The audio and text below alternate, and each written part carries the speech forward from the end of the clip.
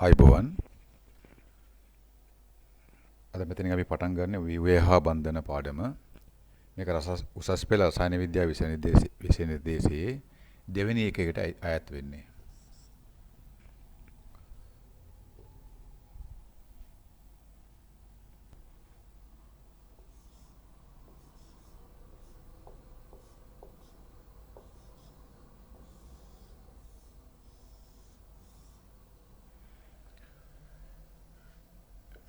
විවේහා බන්ධන පාඩම උසස් පෙළ රසායන විද්‍යාවේ ඊටම වැදගත් සම්දිස්ථානයක්. විෂය නිර්දේශය පුරාම විහිදලා ගියපු සිද්ධාන්ත කොටස් තේරුම් ගන්න මේ විවේහා බන්ධන පිළිබඳ හොඳ පරිපූර්ණ දැනුමක් තියෙන්න ඕනේ. මෙතන විශේෂයෙන්ම සඳහන් කරන්න ඕන දෙයක් තමයි මේ පාඩම කලින් අධ්‍යයනය කරපු ළමයි ඉන්න පුළුවන්. එයාලටම කල්පනා කරලා බලන්න පුළුවන් වෙන මේ කියන කාරණේ. විවේහා බන්ධන සියලුම සිද්ධාන්ත කොටස් හොඳට පුළුවන්. නමුත් ගැටලු වලට පිළිතුරු සැපයීමේ හැකියාව අඩුයි. ඒකට විශේෂ හේතුවක් තියෙනවා. මේ විවේහා බන්ධන සිද්ධාන්ත කොටස් අපි තේරුම් ගන්න ඕන ආකාරය සහ එතනදී ප්‍රශ්න වලට මුහුණ දෙන්න ඕන ආකාරය පිළිබඳව හොඳ අවබෝධයක් ලබා ගත යුතුයි. මූලික වශයෙන් මෙතනදී අපි ආරම්භයේදී කරන්නේ විවේහා බන්ධනට අදාළ සිද්ධාන්ත කොටස් සාකච්ඡා කිරීම සහ අදාළ සිද්ධාන්ත කොටස් ආවරණය වෙන පරිදි ගැටලු සාකච්ඡා කිරීම. මේ විවේහා බන්ධන පාඩම් මාලාව ඔයාලා ආවරණය කරගත්තොත් මේ කරන පාඩම් මාලාව ඔයාලට විභාගයට විවේහා බන්ධන සම්බන්ධව ඕනෑම විභාග ගැටලුවක් විසඳන්න හැකියාව ලැබෙනවා. සහ බොහොමයක් විභාග ගැටලු සහ වෙනත් ගැටලු අපි සාකච්ඡා කරන්න බලාපොරොත්තු වෙනවා මේ පාඩම් මාලාව තුළදී.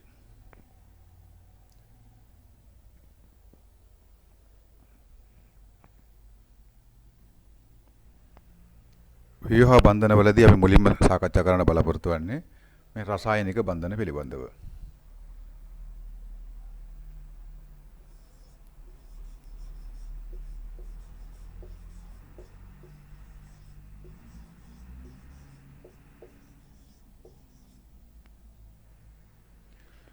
මේ රසායනික බන්ධන කියන්නේ කියලා ළමයි පටන් ගන්නවා. රසායනික බන්ධන කියන්නේ නම් ටිකක් පාඩම් කරගන්න. එහෙම තමයි ළමයි ගාව තියෙන රසායනික බන්ධන කියන එක. මේක රසායනික බන්ධන කියන එක ඔයාලා දකින්න ඕනේ රසායන විද්‍යාව ඉගෙන ගන්න ළමයි වශයෙන් වෙනස් ආකාරයකට. පළවෙනිම කාරණේ තමයි මේ රසායනික බන්ධන කියලා අපි ඉගෙන ගන්න රසායනික බන්ධන වර්ගය කිසිම විද්‍යාඥයෙක් අසල නිරීක්ෂණය කරපු දෙයක් නෙවෙයි. හෝ අධිතාක්ෂණික උපකරණ භාවිතා කරගෙන හෝ නිරීක්ෂණය කරපු දෙයක් නෙවෙයි. ඒක පළවෙනි කාරණය. හරියටම පරමාණුව වගේ. පරමාණුව කිසිම ආකාරයකට නිරීක්ෂණය කරලා නැහැ. ඒතර රසායනික බන්ධන කියන්නේ මොකද්ද? රසායනික බන්ධන කියලා අපි ඉගෙන ගන්න ඇත්තටම විද්‍යාඥයන් විසින් ගොඩනගාපු ආකෘතියක්. මේ ආකෘති ඕනම කාලයකදී වෙනස් වෙන්න පුළුවන්. එහෙනම් රසායනික බන්ධන කියන්නේ මොකද්ද? මිනිස්සුන් විසින් ගොඩනගාපු නැත්නම් විද්‍යාඥයන් විසින් ගොඩනගාපු ආකෘතියක්.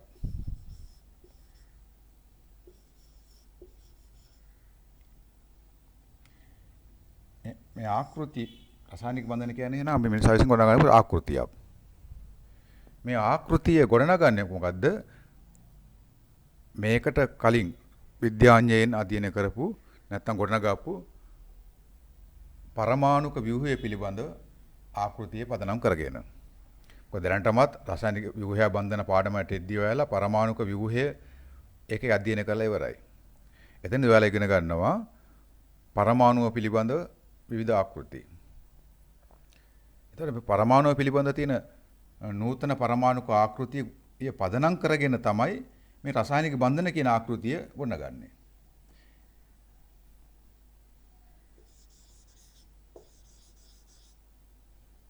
නූතන පරමාණුක ආකෘති. කියන්න බලන්න මොකද්ද නූතන පරමාණුක ආකෘති කියලා ආකෘතියක්. උදාහරණ තමයි න්‍යෂ්ටික ආකෘති නේ. පරමාණු න්‍යෂ්ටික පරමාණුව. න්‍යෂ්ටියක් තියෙනවා. න්‍යෂ්ටියේ ප්‍රෝටෝන, නියුට්‍රෝන සහ වෙනත් අංශු වර්ග තියෙනවා. ඒකට වටා වූ කාක්ෂිකවල හෝ කාක්ෂික වල හෝ ශක්ති මට්ටම් වල කියලා අපිට කියන්න පුළුවන් ඉලෙක්ට්‍රෝන පවතිනවා. ඒක තමයි නූතන පරමාණුක ආකෘතිය. එතන මේ නූතන පරමාණුක ආකෘතිය තමයි මූලික කරගන්නේ මේ රසායනික බන්ධන කියන ආකෘතිය ගොඩනගන්න.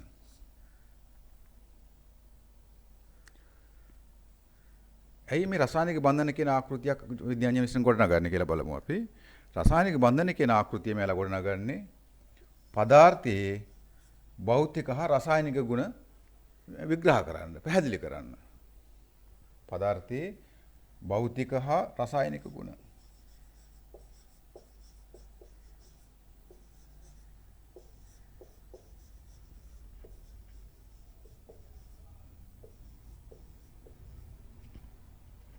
මේ භෞතික හා රසායනික ගුණ විග්‍රහ කිරීමට තමයි මේ රසායනික බන්ධන කියන ආකෘතිය විද්‍යාඥයන් ගොඩනගන්නේ. මොකද්ද මේ භෞතික ගුණ? පදාර්ථ පිළිබඳ. ඔයාලා දන්න සාමාන්‍ය දන්න දෙයක් තමයි ද්‍රවාංක තාපාංක. ඊළඟට භෞතික තත්ත්ව තියෙනවා. ඝන ද්‍රව වායු වශයෙන් පැවතීම. මේ තත්ත්වයන් පැහැදිලි කරන්න තමයි රසායනික බන්ධන කියන ආකෘතිය විද්‍යාඥයන් විසින් ගොඩනගන්නේ.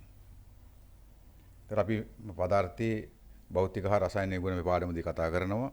කොහොමද පදාර්ථයේ මේ රසායනික බන්ධන කියන එක බලපාන්නේ පදාර්ථයේ ද්‍රවාංක තාපාංක වෙනස් වෙන්න. විභාගයේදී අහනවා මෙහෙම ප්‍රශ්න ඕනතරම් අහලා තියෙනවා. පහත සඳහන් ද්‍රව්‍ය වලින් තාපාංකය වැඩිම වන්නේ. ඒතර අපි යොදාගන්නේ මෙතන රසායනික බන්ධන. අපි ඉස්සරහට කතා කරනවා මේ රසායනික බන්ධන ගැන කතා කරද්දී මේ රසායනික බන්ධන කියන්නේ ප්‍රාථමික බන්ධන වර්ගයක් කියලා.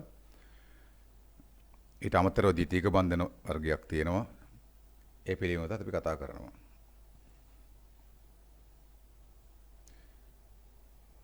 එතන මේ මූලික දැනුම රසායන විද්‍යාව ඉගෙන ගන්න ළමයෙකුට තියෙන්න ඕනේ. මේක විභාගයට අහන්න නැති වුණාට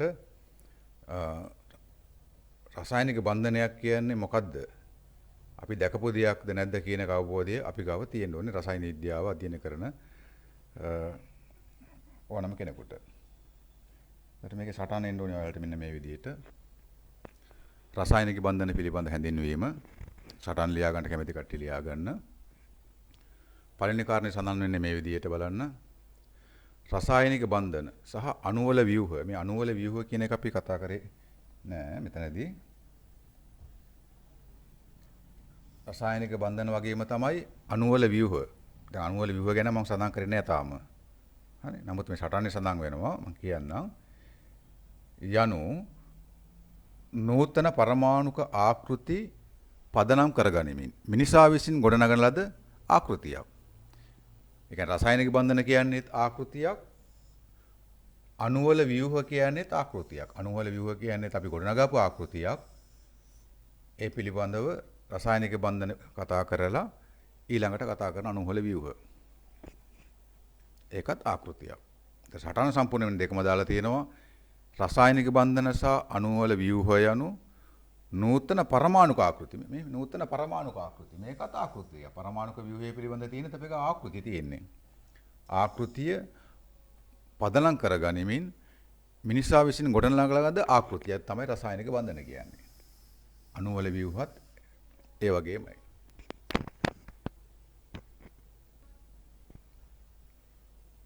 ඊළඟට සඳහන් වෙන කාරණේ බලන්න. මෙම ආකෘති ගොඩනගා ඇත්තේ පදාර්ථවල භෞතික හා රසායනික ගුණ විස්තර කිරීම සඳහා වේ. මේ මූලික දැනුම අපි ගාව තියෙන්න ඕනේ.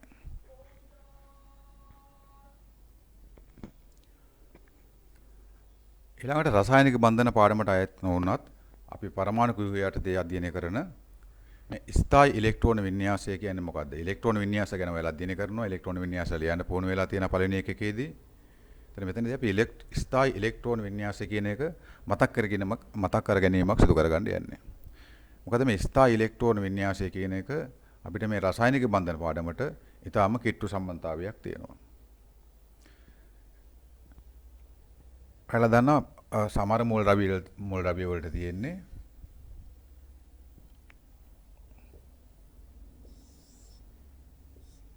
එක ශක්තිය මේ න්‍යෂ්ටිය කියලා ගන්න ශක්ති මට්ටම් එකයි තියෙන්නේ. තවත් මූලද්‍රව්‍ය වලට තියෙනවා. ඒ කියන්නේ ඉලෙක්ට්‍රෝන පවතින ශක්ති මට්ටම එකයි තියෙන්නේ. තවත් මූලද්‍රව්‍ය වල තියෙනවා ඉලෙක්ට්‍රෝන පවතින ශක්ති මට්ටම් දෙකක්. දැන් ඒකෙන් අදහස් වෙන්නේ ඉලෙක්ට්‍රෝන පවතින ශක්ති මට්ටම් එකක් තියෙනවා කියලා මෙයා ගාව තියෙන ශක්ති මට්ටම් එකයි කියලා. උදාහරණයක් ගමු. මේ ගත්තේ මේ හයිඩ්‍රජන් පරමාණුව තමයි ඉස්සරහ මැදලා තියෙන්නේ මම. මේකේ න්‍යෂ්ටිය ප්‍රෝටෝන එකක් තියෙනවා. සහ පළවෙනි ශක්ති මට්ටමේ ඉලෙක්ට්‍රෝනයක් තියෙනවා. මෙතනදී මම වෙන ප්‍රශ්නයක් අහන්නද? හයිඩ්‍රජන්ගේ ඉලෙක්ට්‍රෝනේ තියෙන පළවෙනි ශක්ති මට්ටමේ. හයිඩ්‍රජන්ට තියෙන්නේ ශක්ති මට්ටම් එකයිද? පරමාණුක ව්‍යුහයේ පළවෙනි එකකේ හරියට අධ්‍යයනය කරපු ළමයින්ට මේකට උත්තර දෙන්න පුළුවන් වෙන්න ඕනේ. කවුරු හරි ඔව් කියලා කිව්වා නම් ඒක වැරදි. හරි ඒක සම්පූර්ණ පැහැදිලි කරන්න යන්නේ නැහැ මෙතනදී. මොකද ඒක පරමාණුක ව්‍යුහයට අදාළ කොටසක්. හයිඩ්‍රජන් පරමාණුවට එක ශක්ති මට්ටමයි නම් තියෙන්නේ. හයිඩ්‍රජන් විමෝචන වර්ණාවලියක් ඇති වෙන්න බෑ. හයිඩ්‍රජන් විමෝචන වර්ණාවලිය ඇති වෙන්නේ ආකාරයෙන් නිකන් සරල පැහැදිලි කිරීමක් කරොත් එයාගේ තව හිස් ශක්ති ඉලෙක්ට්‍රෝන නොපවතින ශක්ති මට්ටම් තියෙනවා. මෙන්න මේ ඉලෙක්ට්‍රෝනයට පුළුවන් අපි ශක්තිය ලබාගෙන ඉහළ ශක්ති මට්ටම් වලට ගමන් කරන්න. නැවත යා ඒ ශක්තිය පිට කරලා පළවෙනි ශක්ති මට්ටමකට පැමිණෙනවා. මම සරලව මේක සම්පූර්ණ පැහැදිලි කිරීමක් නෙවෙයි තේරුම් නැති වුණාට කමක් නැහැ පරමාණු ක්‍රියාවට අධ්‍යයනය කරන්න. එතකොට මේ ශක්තියට අදාළ පිට කරන විකිරණයක් තියෙනවා. මේ විකිරණ වලින් තමයි හයිඩ්‍රජන් විමෝචන වර්ණාවලියට අදාළ වර්ණය ලබා දෙන්නේ. දෘශ්‍ය කලාපේන වර්ණයක් දෘශ්‍ය කලාපේන වෙන වර්ණයක් ලැබෙන්නේ නැහැ. ඒතකොට වර්ණාවලික සමානයේ නිරීක්ෂණය කරන්න පුළුවන් ඒක. ඒතර මේක මම මෙතන පොඩි මතක් කිරීමක් කරේ මෙයාලට එක ශක්ති මට්ටමක් නෙවෙයි තියෙන්නේ. තව ඉලෙක්ට්‍රෝන පවතින්නේ නැති ශක්ති මට්ටම් තියෙනවා. ඒ ගැන පොඩ්ඩක් හිතට ගන්න ඕනේ. ඒකයි මම කිව්වේ ඉලෙක්ට්‍රෝන පවතින ශක්ති මට්ටම් ගාන එකයි. හයිඩ්‍රජන් ගත්තොත් ඉලෙක්ට්‍රෝන තියෙන පළවෙනි ශක්ති මට්ටමේ. ලිතියම් වගේ කෙනෙක් ගත්තොත් එයාගේ පළවෙනි ශක්ති මට්ටමට අමතරව දෙවෙනි ශක්ති මට්ටමකුත් තියෙනවා. ඒකේ ඉලෙක්ට්‍රෝනයක් පවතිනවා. ඒතර මෙතනදී කියන්න ඕනේ ලිතියම්ට තියෙන්නේ ශක්ති මට්ටම් දෙකක් නෙවෙයි ඉලෙක්ට්‍රෝන පවතින ශක්ති මට්ටම් ගාන දෙකයි. හරියට තේරුම් ගන්න. අර බහුවර්ණ ප්‍රශ්නවලදී අහනවා ළමයි මේක හරියට අධ්‍යයනය කරපුවත් නැති වුණාම ටක් ගාලා වැරදෙනවා මේ තෝරන පිළිතුර. එහෙනම් මේ සම්බන්ධ හොඳ පැහැදිලි අවබෝධයක් තියෙන්න ඕනේ. ස්ථායි ඉලෙක්ට්‍රෝන වින්‍යාස ගැන කතා කරන්න යනකොට අපි කතා කරන්නේ ඉලෙක්ට්‍රෝන පවතින ශක්ති මට්ටම් පිළිබඳ පමණයි. වෙනස් ශක්ති මට්ටම් පිළිබඳ නෙවෙයි. ඒතර යම් කෙනෙකුට ඉලෙක්ට්‍රෝන පවතින්නේ එක ශක්ති මට්ටමක් විතරයි නම් තියෙන්නේ. ඔයාලා දන්නා විදිහට පළවෙනි ශක්ති මට්ටමේ පවතින්න පුළුවන් උපරිම ඉලෙක්ට්‍රෝන ගාන දෙකයි. ඉලෙක්ට්‍රෝන වින්‍යාසය ලියුවොත් 1s2. මේ මූලද්‍රව්‍යය ගත්තොත් කවුද කියලා කිව්වොත් අපි කිව්වොත් හීලියම්. හීලියම්ගේ වින්‍යාසය. ආතෝගය බලන්න. එහා කොනෙම තියෙයි නිෂ්ක්‍රීය වායු කියලා 18 කාණ්ඩය යටතේ 18 IUPAC ක්‍රමයට නම් 18 කාණ්ඩය නැත්තම් 8A කාණ්ඩය සාමාන්‍ය ක්‍රමයටනේ. ඔක්කොම පරමාණු ක්‍රියා යටතේ අධ්‍යයනය කරන කරුණු ළමයි. මේවා මෙතන පොඩි මතක් කිරීමක් පමණයි කරන්නේ. මේ හීලියම් කියන මූලද්‍රව්‍යයේ තියෙන ශක්තිය ඉලෙක්ට්‍රෝන පවතින ශක්ති මට්ටම් ගාන එකයි. එයාට ඒ ශක්ති මට්ටමේ පවත්වා ගන්න පුළුවන් උපරිම ඉලෙක්ට්‍රෝන ගාන දෙකයි. හරි. එහෙනම් මෙයාගේ ශක්ති මට්ටම අපි කියන සම්පූර්ණයෙන් පිරලා තියෙන්නේ. මේ විදිහට මූලද්‍රව්‍යයක ඉලෙක්ට්‍රෝන පවතින අවසන් ශක්ති මට්ටම. මෙතන අවසන් ශක්ති මට්ටම කියන්නේ ඉලෙක්ට්‍රෝන තියෙන මෙයාගෙන පළවෙනි ශක්ති මට්ටම විතරයි. සම්පූර්ණයෙන් පිරලා තියෙනවා නම් එයාට තියෙන්නේ ස්ථායි ඉලෙක්ට්‍රෝන වින්‍යාසයක්. ස්ථායි කියන්න හේතුවක් තියෙනවා. මෙයා ප්‍රතික්‍රියා වලට සහභාගී වෙන්න මේ යන්නේ නැහැ. ඒකයි ස්ථායි. ඇයි ප්‍රතික්‍රියා කරන්න කියලා කිව්වොත් ඉස්සරහට අපිට තේරෙයි. ඔය ප්‍රතික්‍රියා කරන්නේ ওই ශක්තිය මට්ටම සම්පූර්ණ කරගන්න. ස්ථායි ඉලෙක්ට්‍රෝන වින්‍යාසය පවත්වා ගන්න. එහෙනම් ස්ථායි ඉලෙක්ට්‍රෝන වින්‍යාසය කියන්නේ වෙන මොකුත් නෙවෙයි. එයාගේ ඉලෙක්ට්‍රෝන පවතින ශක්ති මට්ටම සම්පූර්ණයෙන්ම පිරීලා තියෙනවා නම් ඒක ස්ථායි ඉලෙක්ට්‍රෝන වින්‍යාසය.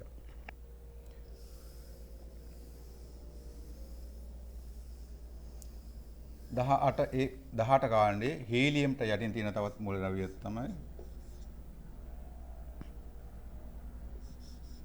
නියොන්. එයා ඉන්නේ දෙවෙනි ආවර්තයේ. දෙවෙනි ආවර්තයේ මූලද්‍රව්‍ය වලට ශක්ති මට්ටම් දෙකක් තියෙනවා. මේ නියස්ටිය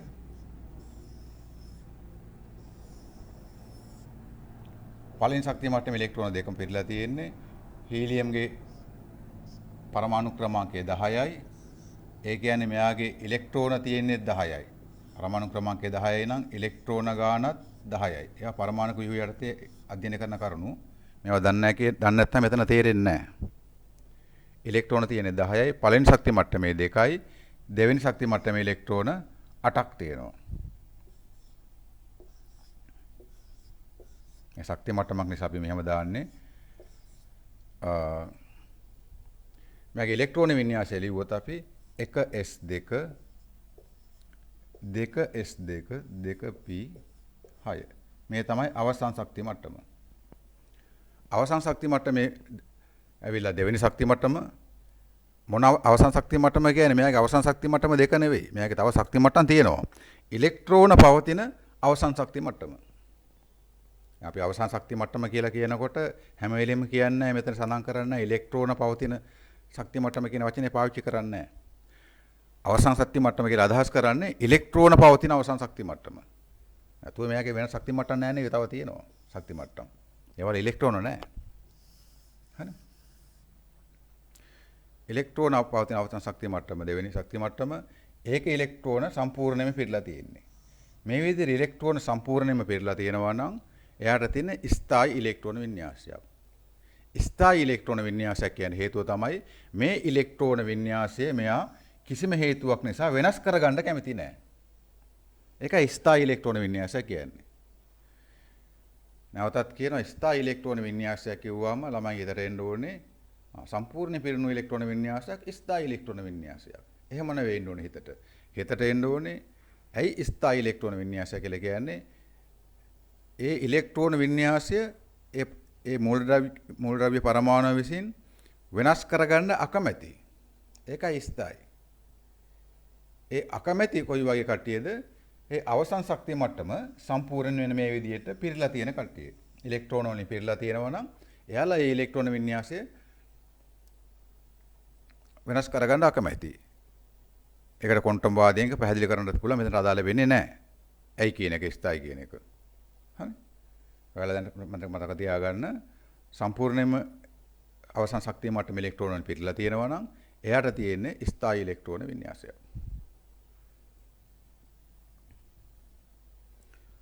බලන්න ස්ථායි ඉලෙක්ට්‍රෝන වින්‍යාසය පිළිබඳව සඳහන් කරලා තියෙනවා මෙහෙම.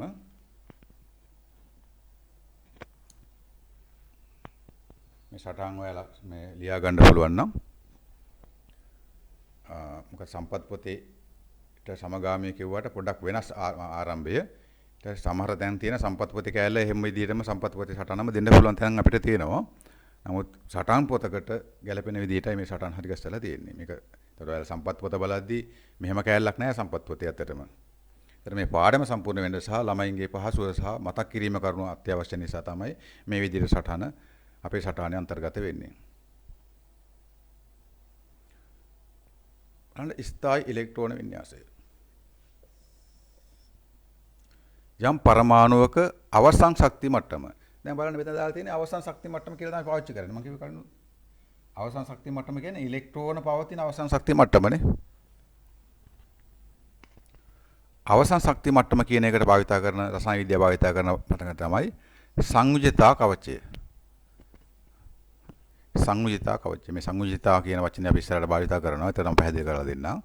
දැනට මතක තියාගන්න අවසන් ශක්ති මට්ටම කියන්නේ ඔයාලා දන්නවා ඉලෙක්ට්‍රෝන පවතින ශක්ති මට්ටම වලට කවචය කියන වචනේ පාවිච්චි කරනවා KLMN කියලා. ඔයාලා පරමාණු ව්‍යුහයට අධ්‍යයනය කරලා තියෙනවා. ඒ ශක්ති මට්ටම වලට අපි සඳහන් කරන තවත් වචනයක් තමයි සංයුජිතා කවචය. හරි අපි මුලින් නම් බලමු සටහන දැන්. යම් පරමාණුවක අවසන් ශක්ති මට්ටම වරන් ඇතුළේ දාලා තියෙන සංවිච්ඡා කවචය සම්පූර්ණයෙන් ඉලෙක්ට්‍රෝන වලින් පිරී පවතින අවස්ථාව වඩාත් ස්ථායී වේ. මේ අවස්ථාවේදී එම පරමාණුවේ පවතින ඉලෙක්ට්‍රෝන ව්‍යාප්තිය හෙවත් ඉලෙක්ට්‍රෝන වින්‍යාසය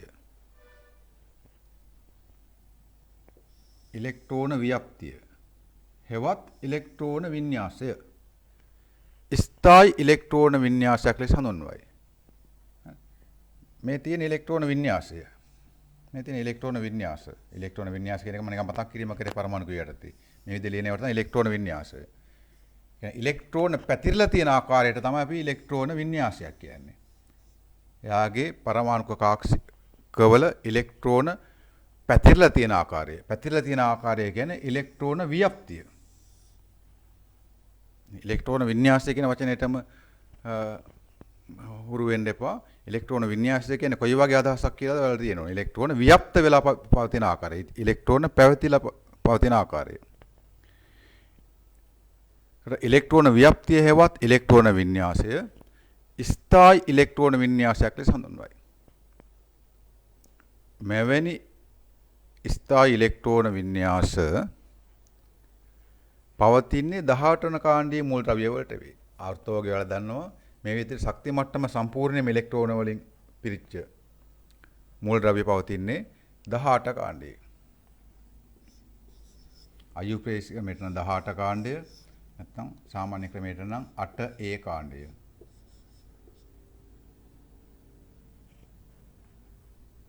සඳහන් වල තියෙන හීලියම් වල ඉලෙක්ට්‍රෝන වින්‍යාසය දක්වලා තියෙන එක S2 මේ නිල් පාටින් සඳහන් කරලා තියෙන්නේ එයාගේ ඉලෙක්ට්‍රෝන පවතින අවසන් ශක්ති මට්ටම. හීලියම් වලට තියෙන්නේ නියෝන් වලට තියෙන්නේ ශක්ති මට්ටම් දෙකයි. මේක පළවෙනි ශක්ති මට්ටම මේ දෙවෙනි ශක්ති මට්ටම. මේ පටලවා ගන්න එපා පරමාණුක ව්‍යුහය පිළිබඳ හොඳ අවබෝධයක් තියෙන්න ඕනේ. දෙවෙනි ශක්ති මට්ටම කියන්නේ කාක්ෂික වර්ග දෙකක් තියෙනවා. S කාක්ෂික සහ P කාක්ෂික. නැත්තම් දෙවෙනි ශක්ති මට්ටම කියන්නේ උපශක්ති මට්ටම් දෙකකින් සමාන්තරිත වෙනවා. හරි. එක ශක්ති මට්ටමක් අපි දෙවෙනි ශක්ති මට්ටම කියලා මෙහෙම ඇඳාම මේක පළවෙනි එකනේ. වින්‍යාස්තියනේ. මේ පළවෙනි ශක්ති මට්ටම මේ දෙවෙනි ශක්ති මට්ටම කියන්නේ තනි ඉරක් නෙවෙයි. තවත් ළඟින් චූටි තව ඉරක් තියෙනවා කියලා හිතා ගන්න. මෙන්න මේ විදිහේ. හරි.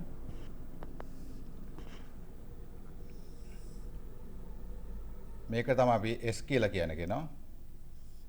කාක්ෂික ගැන කතා කරද්දී පරමාණු වේදී කතා කරන S කාක්ෂිකය P කාක්ෂිකය කියලා සටහන් කරන මේක.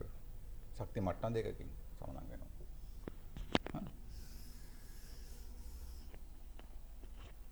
හරි. මෙයාගේ පවතින නිල් පාටින් සඳහන් කරලා තියෙන්නේ ඉලෙක්ට්‍රෝන පවතින අවසන් ශක්ති මට්ටම. ආගම් වල බලන්න ඉලෙක්ට්‍රෝන පවතින අවසන් ශක්ති මට්ටම මේක. එයා සම්පූර්ණ පිරලා තියෙන්නේ. ඉලෙක්ට්‍රෝන 8යි පවතින්න පුළුවන්. ක්‍රිප්ටෝන් බැලුවත් එයාගේ අවසන් ශක්ති මට්ටම සම්පූර්ණ පිරලා තියෙන්නේ.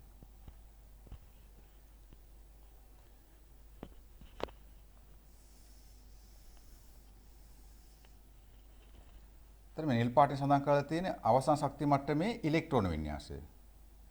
මේ දක්වලා තියෙන අවසන් ශක්ති මට්ටමේ ඉලෙක්ට්‍රෝන වින්‍යාසය.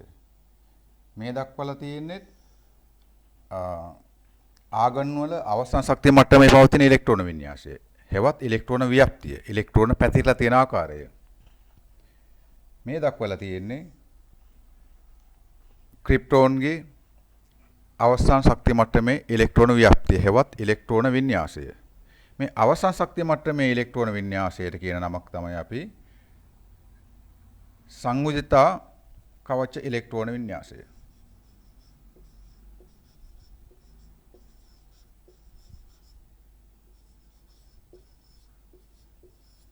සංයුජිතා කවච ඉලෙක්ට්‍රෝන වින්‍යාසය. ඉලෙක්ට්‍රෝන කියන්නේ මම කෙටියෙන් දාන්නම් මෙහෙම E සිම්පල් E දාලා නෑ ඉලෙක්ට්‍රෝන වින්‍යාසය. මේ ප්‍රශ්න බලදී වලට වෙනවා පහත සඳහන් මූල ද්‍රව්‍ය වල නැත්නම් මේ සංයුජ්ජා කවච ඉලෙක්ට්‍රෝන වින්‍යාසයේ තියෙන්නේ කොයි මූල ද්‍රව්‍යද කියලා අහනවා. විවිධ මූල ද්‍රව්‍ය දීලා. එතකොට මේ සංයුජ්ජා කවච ඉලෙක්ට්‍රෝන වින්‍යාසය කියලා කිව්වහම වෙන මොකුත් නෙවෙයි මේ නිල් පාටින් සඳහන් කරලා තියෙන අවසන් ශක්ති මට්ටමේ ඉලෙක්ට්‍රෝන වින්‍යාසය ගැන ඔය සඳහන් කරන්නේ. ඒතර මේක අමතර කරුණක් විදිහට මම මේ සංඋච්චා කවච ඉලෙක්ට්‍රෝන වින්‍යාසය කියන එක මතක් කරේ. මේ විදිහට අවසන් ශක්ති මට්ටම සම්පූර්ණයෙන්ම ඉලෙක්ට්‍රෝන වලින් පිරීලා තියෙනවා නම් එයාට තියෙන ස්ථායී ඉලෙක්ට්‍රෝන වින්‍යාසය. අපි බලමු ඇයි මේ ස්ථායී ඉලෙක්ට්‍රෝන වින්‍යාසය ගැන අපි කතා කරේ මේ රසායනික බන්ධන පාඩමේදී කියලා.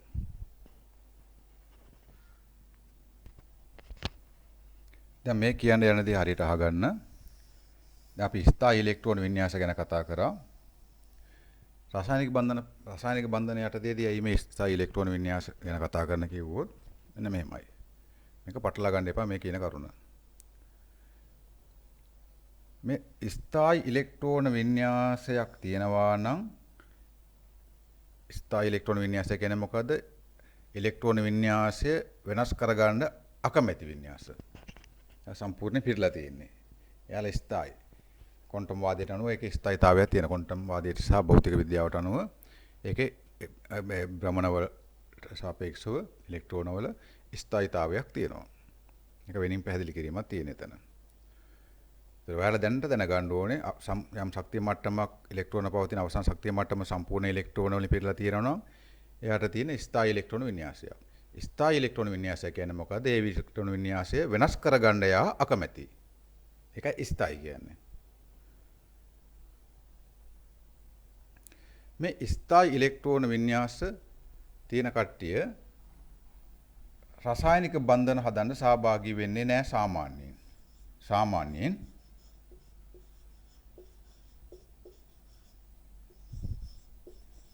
මේ කපාරට මේ රසායනික බන්ධන ගැන කතා කරලා ඉලෙක්ට්‍රෝන වින්‍යාසයයි රසායනික බන්ධනය අතර තියෙන සම්බන්ධය මොකද්ද? මේ රසායනික බන්ධන හැදෙන්නේ ඉලෙක්ට්‍රෝන සහභාගීත්වයෙන්. ඔයාලා සාමාන්‍ය පෙළට ඉගෙන ගන්නවා. රසායනික බන්ධන කියන ආකෘතිය ගොඩනගලා තියෙන්නේ ඉලෙක්ට්‍රෝන ඇසුරෙන්. ඉලෙක්ට්‍රෝන වල සහභාගීත්වයෙන් තමයි රසායනික බන්ධන කියන එක ආකෘතිය ගොඩනගලා තියෙන්නේ. ඒකයි මේ ඉලෙක්ට්‍රෝන වින්‍යාසයෙන් අපි රසායනික බන්ධන වලට ගියේ. රසායනික බන්ධන වලට එකපාරට ගියාම මේ රසායනික බන්ධන කියන්නේ ඉලෙක්ට්‍රෝන සහභාගීත්වයක් තියෙන ආකෘතියක්. කියන්නේ ඉලෙක්ට්‍රෝන සහභාගී වෙන්නේ නැතුව රසායනික බන්ධන ගොඩ නැගෙන්නේ නැහැ. මූලික දායකත්වයක් තියෙන ඉලෙක්ට්‍රෝන වලින්. එතන මේ ස්ථායී ඉලෙක්ට්‍රෝන වින්‍යාසය තියෙන කට්ටිය සාමාන්‍ය රසායනික බන්ධන හදන්නේ නැහැ. දැන් අපි කියමු රසායනික බන්ධන හදන්නේ නැහැ කියලා කියමු. නමුත් ස්ථායී ඉලෙක්ට්‍රෝන වින්‍යාසය තියෙන මූල ද්‍රව්‍ය රසායනික බන්ධන හදපු අවස්ථා හොයාගෙන තියෙන එක වෙන කතාවක්. මූලික වශයෙන් මේකට ස්ථායී ඉලෙක්ට්‍රෝන වින්‍යාසය කියන හේතුව මේ ඉලෙක්ට්‍රෝන වින්‍යාස වෙනස් කරගන්න අකමැති. ඒ නිසා රසායනික බන්ධන හදන්නේ නැහැ. ඒතර රසායනික බන්ධන හදන්නේ කවුද? දැන් 18 ඒ කාණ්ඩයේ කට්ටිය 18 කාණ්ඩයේ කට්ටිය අපි දැනට ගමු රසායනික බන්ධන හදන්නේ නැහැ. ඇත්තටම සාමාන්‍යයෙන් හදන්නේ නැහැ. මූල ද්‍රව්‍ය කීපයක හදපු අවස්ථා කීපයක් සොයාගෙන තියෙනවා තමයි. හරි. සාමාන්‍යයෙන් ගත්තොත් සාමාන්‍ය සලකලා බැලුවොත් රසායනික බන්ධන හදන්නේ නැති තරම්ම තමයි. අනිත් මූල ද්‍රව්‍යයට සාපේක්ෂව හදන්නේම නැති මට්ටමේ. මූල ද්‍රව්‍ය කීපය දැනට හොයාගෙන තියෙනවා ළමයි. හරි පටලවා ගන්න එපා. නමුත් මේ ස්ථායී ඉලෙක්ට්‍රෝන වින්‍යාසයක් නැති කට්ටිය දැන් ස්ථායී ඉලෙක්ට්‍රෝන වින්‍යාසයක් කියන එක දන්නවා. ස්ථායී ඉලෙක්ට්‍රෝන වින්‍යාසයක් නැති මූල ද්‍රව්‍ය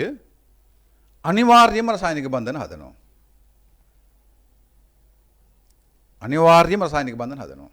ස්ථායී ඉලෙක්ට්‍රෝන වින්‍යාසයක් නැති කට්ටිය. උදාහරණයක් ගත්තොත් හයිඩ්‍රජන් පරමාණුවට තියෙන්නේ 1s1. මේක ස්ථායී ඉලෙක්ට්‍රෝන වින්‍යාසයක් නෙවෙයි කියලා දන්නවා. ස්ථායී ඉලෙක්ට්‍රෝන වින්‍යාසයක් වෙන්නේ 1s2 කියන එක දැන් අපි ඔයාලා දන්නවා. එතකොට මෙයායි රසායනික බන්ධන හදන්නේ. මෙයා මේ ඉලෙක්ට්‍රෝන වින්‍යාසය 1s2 කරගන්න තමයි රසායනික බන්ධන හදන්නේ. ඒ කරගන්නේ කොහොමද කියලා ඉස්සරහට බලමු. හරි? ඒ ගැන හිතන්න එපා. එහෙනම් මෙයායි රසායනික බන්ධන හදන්නේ එයාගේ ඉලෙක්ට්‍රෝන වින්‍යාසය මේ විදිහේ ස්ථායී ඉලෙක්ට්‍රෝන වින්‍යාසයක් කරගන්න. පැහැදිලිනේ? මෙයා නම් හරි ඒක කොහොමද කරන්නේ? කොහොමද ඉලෙක්ට්‍රෝන සහභාගී වෙන්නේ කියන එක ඉස්සරහට බලමු. එතකොට දැන් මෙයාට තියෙන්නේ සංඋච්චා කවච ඉලෙක්ට්‍රෝන වින්‍යාසය ගත්තොත් සංඋච්චා කවච ඉලෙක්ට්‍රෝන වින්‍යාසය මම අවසන් ශක්ති මට්ටමේ ඉලෙක්ට්‍රෝන වින්‍යාසය. හරි. මේකේ තියෙන ස්ථායී ඉලෙක්ට්‍රෝන වින්‍යාසයක් නෙවෙයි. එක S1 කියන්නේ දැන් ඔයාලා දන්නේ ස්ථායි ඉලෙක්ට්‍රෝන වින්‍යාසයක් නෙවෙයි. මේ කට්ටිය තමයි බන්ධන සාධන සහභාගී වෙන්නේ. රසායනික බන්ධන.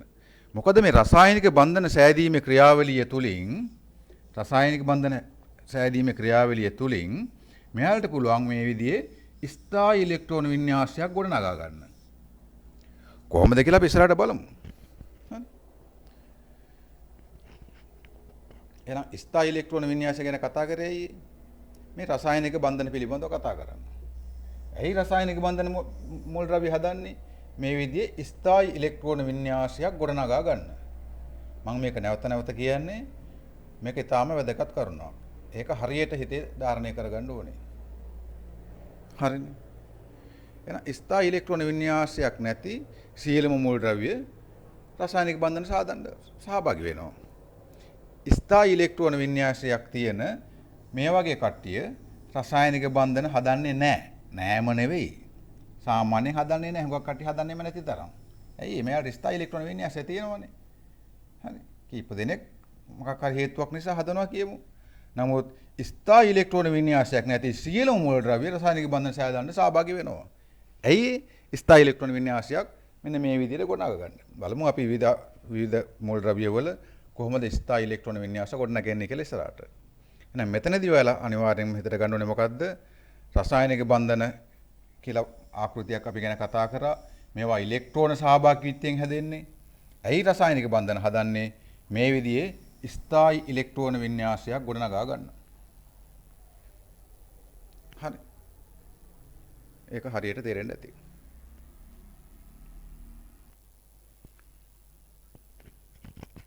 දැන් අපි කතා කරා රසායනික මූලද්‍රව්‍ය රසායනික බන්ධන සාධනයේ ඇයි කියන එක තමයි මෙතන මම සඳහන් කරලා තියෙන මාතෘකාව.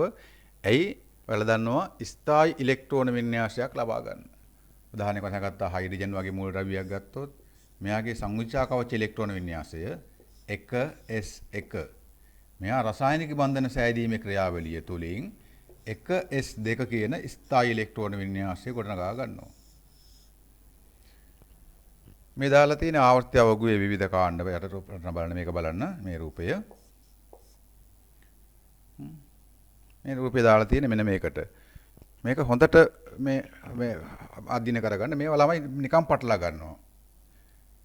හරි. දැන් මම කිව්වා මේ හයිඩ්‍රජන්. හයිඩ්‍රජන් වල අවසන් ශක්තිය මට්ටමේ තියෙන එක ඉලෙක්ට්‍රෝනයයි. අවසන් ශක්තිය මට්ටමේ. ඒ කියන්නේ සංවිචා කවච ඉලෙක්ට්‍රෝන වින්‍යාසය 1s1. හයිඩ්‍රජන් තියෙන්නේ කොහෙද? මෙන්න මේ තියෙන ආවර්තවගුවේ මේ දක්වලා තියෙන ආවර්තවගුව මේ තියෙන මෙන්න මේ කාණ්ඩයේ. මේ කාණ්ඩයේ මෙතන තමයි හයිඩ්‍රජන් තියෙන්නේ. මේක අපි කියන පළවෙනි කාණ්ඩය. නැත්තම් 1A කාණ්ඩය. IUPAC ක්‍රමයට නම් පළවෙනි කාණ්ඩය එක කාණ්ඩය. මේ එක කාණ්ඩයේ මූලද්‍රව්‍ය කොටම තියෙන්නේ මේ කට්ටිය සියලුම දෙනාටම තියෙන්නේ 1s1. පරමාණුක ව්‍යුහය අධ්‍යයනය කරද්දී ඔයාලා ඉගෙන ගන්නවා. ඉගෙන ගත්තත් නැතත් කමන්නේ මෙතනදී මතක තියාගන්න. එහෙනම් පළවෙනි කාණ්ඩයේ ඔක්කොටම තියෙන 1s1 ඉලෙක්ට්‍රෝන වින්‍යාසය. ඒ කියන්නේ මෙයාලගේ අවසන් ශක්තිය මට්ටමේ තියෙන්නේ ඉලෙක්ට්‍රෝන 1යි. ඉලෙක්ට්‍රෝන කීයක් තියෙනවද? ඉලෙක්ට්‍රෝන ගණන සමාන 1යි. වෙන විදිහට කිව්වොත් අපි කියනවා මේ ඉලෙක්ට්‍රෝන අවසන් ශක්තිය මට්ටමේ තියෙන ඉලෙක්ට්‍රෝන ගාන 1යි කියලා කිව්වා. ඒ කියන්නේ මෙයාලගේ සංයුජතා කවචයේ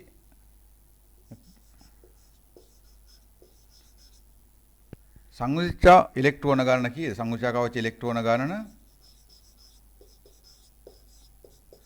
ඉලෙක්ට්‍රෝන ගාන 1යි. දෙවෙනි කාණ්ඩය ගත්තොත් මේ තියෙන දෙවෙනි කාණ්ඩයේ සංයුජතා කවච ඉලෙක්ට්‍රෝන ගාන 2යි. ඒක තියෙන්නේ මේ විදිහට 2s2.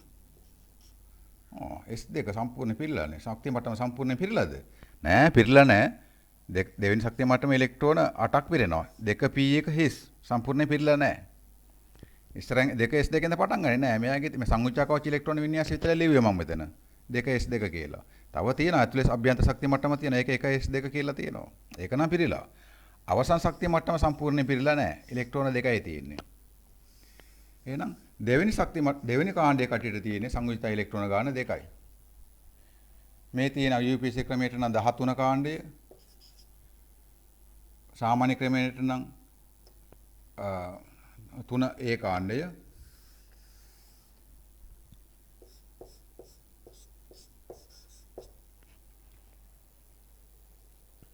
දැන් 3A කාණ්ඩයේ සංයුජ්ජ කවච ඉලෙක්ට්‍රෝන ගාන 3යි. 4වෙනි එකේ 14 නැත්නම් 4A කාණ්ඩයේ නම් සංයුජ්ජ කවච ඉලෙක්ට්‍රෝන ගාන.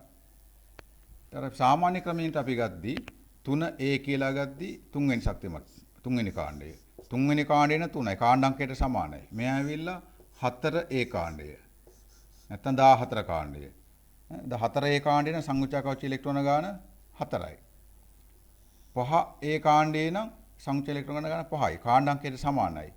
6A කාණ්ඩේ 6යි, 7A කාණ්ඩේ 7යි, 8A කාණ්ඩේ නම් 8යි. නමුත් හීලියම්ගේ විතරක් 2යි. මේක දාලා තියෙනයි කියලා කිව්වොත් යම් මූල ද්‍රව්‍යයක් අයත් වන කාණ්ඩය දන්නවා නම් එයාගේ අවසන් ශක්ති මට්ටමේ තියෙන ඉලෙක්ට්‍රෝන ගාන ඔයාලා ටක් ගාලා ලියන්න පුළුවන් වෙන්න ඕනේ මේ රසායනික බන්ධන ලියන්න.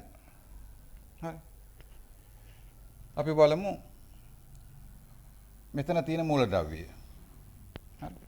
මෙයාගේ අවසන් ශක්ති මට්ටමේ තියෙන ඉලෙක්ට්‍රෝන 2යි. නෑ 3යි. මෙයා කීවෙනි ආවර්තයට අයිති? දෙවෙනි ආවර්තයට. මෙතන තියෙන ඇත්තටම බෝරොන් තියෙන්නේ.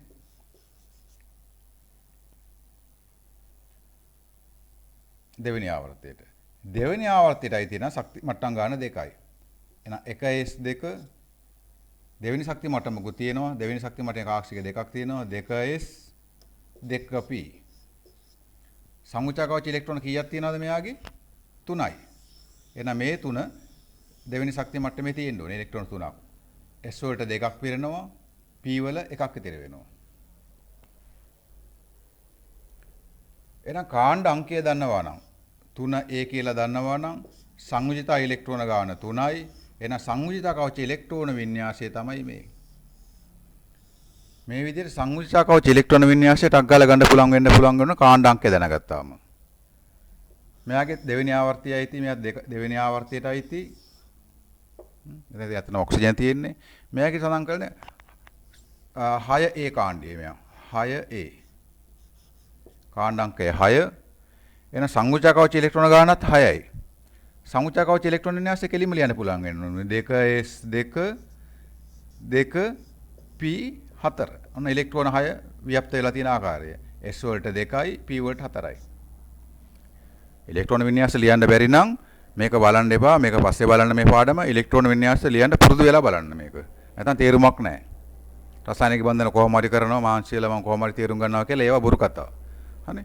ඉලෙක්ට්‍රෝන වින්‍යාසයේ භාගයට අත ගාගෙන මේ රසායනික බන්ධන පාඩම කරන්න එපා අපරාධයක්. හරි. ඉලෙක්ට්‍රෝන වින්‍යාස පාඩම තේරෙන්නේ නැත්නම් දන්න ළමයකින් හරි ටීචර් කෙනෙක් හරි අහගන්න ආපහු. අහගෙන ඉලෙක්ට්‍රෝන වින්‍යාසය පිළිබඳ හොඳ අවබෝධයක් තියෙන්න ඕනේ රසායනික බන්ධන පාඩමට එන්න. නැත්තම් තේරුමක්ම නැහැ. නැත්තම් සර් එකපාරට ගත්තා මේ දෙවෙනි කාණ්ඩේලු ශක්තිය මට්ටම් 2යිලු. කොහොමද මොකද්ද දන්නේ ශක්තිය මට්ටම් ගන්න ගත්තේ? මෙතන තේරෙන්නෙත් නැහැ අපිට සර් කිව්වට කියලා ඔයාලා කල්පනා කරයි දැන්. හරි. එහෙම කරන්න එපා. මේ ඉස්ලාම ඉලෙක්ට්‍රෝන වින්‍යාසය හොඳට ලියන්න පුරුදු වෙන්න. පුරුදුන් නැත්තම් මේ පාඩම තේරෙන්නේ නැහැ. එහෙමනම් යම් මූල ද්‍රව්‍යයක් අයිති වෙන කාණ්ඩ අංකය දන්නවා නම් මෙන්න සඳහන් කරන්නේ 3A කාණ්ඩේ කාණ්ඩ අංකය දන්නවා නම් එයාගේ සංයුජිත ඉලෙක්ට්‍රෝන ගාන දන්නවා.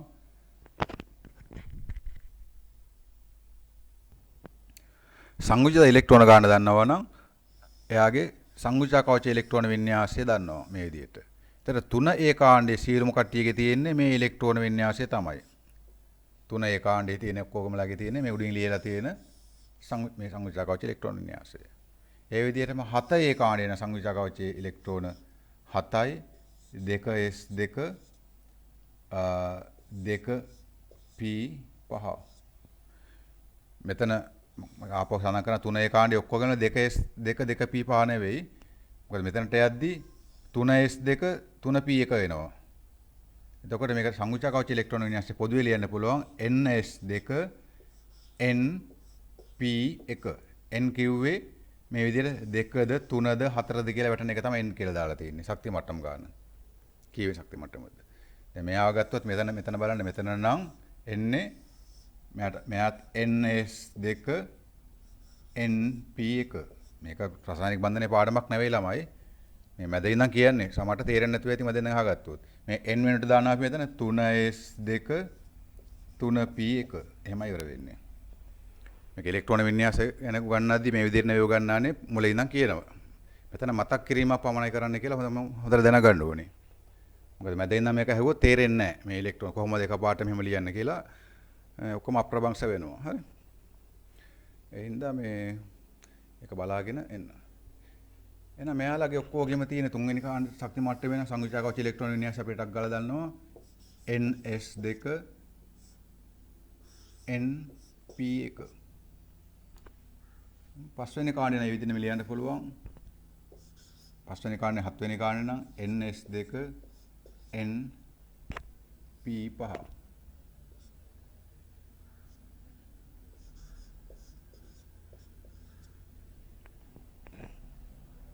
ඉලෙක්ට්‍රෝන 7යි තියෙන්නේ මේ විදිහට කියලා තියෙන්නේ. එහෙනම් අපි බලමු තුන්වෙනි කාණ්ඩේ සංයුතික ඉලෙක්ට්‍රෝන වින්‍යාසය දන්නවා මේකයි. හරි.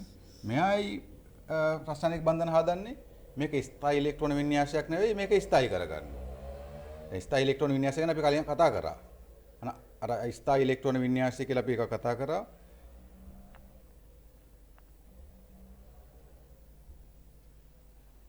මෙතන තියෙන්නේ මේ. මෙන්න මේ විදිහේ කාගේ හරි විදිහේ ස්ථායි ඉලෙක්ට්‍රෝන වින්‍යාසයක් කරගන්න තමයි මෙයාලා රසායනික බන්ධන හදන්නේ. නමුත් මෙයාලට තියෙන්නේ ස්ථායි ඉලෙක්ට්‍රෝන වින්‍යාසයක් නෙවෙයි දැනට. මෙයාලා රසායනික බන්ධන සෑදීම කියන ක්‍රියාවලිය තුලින් ස්ථායි ඉලෙක්ට්‍රෝන වින්‍යාසයක් හදා ගන්නවා. හරි. මේක නැවත නැවත කිව්වේ පාඩම් කරන්නත් ඕනේ මේක හරියට අහගත්තාම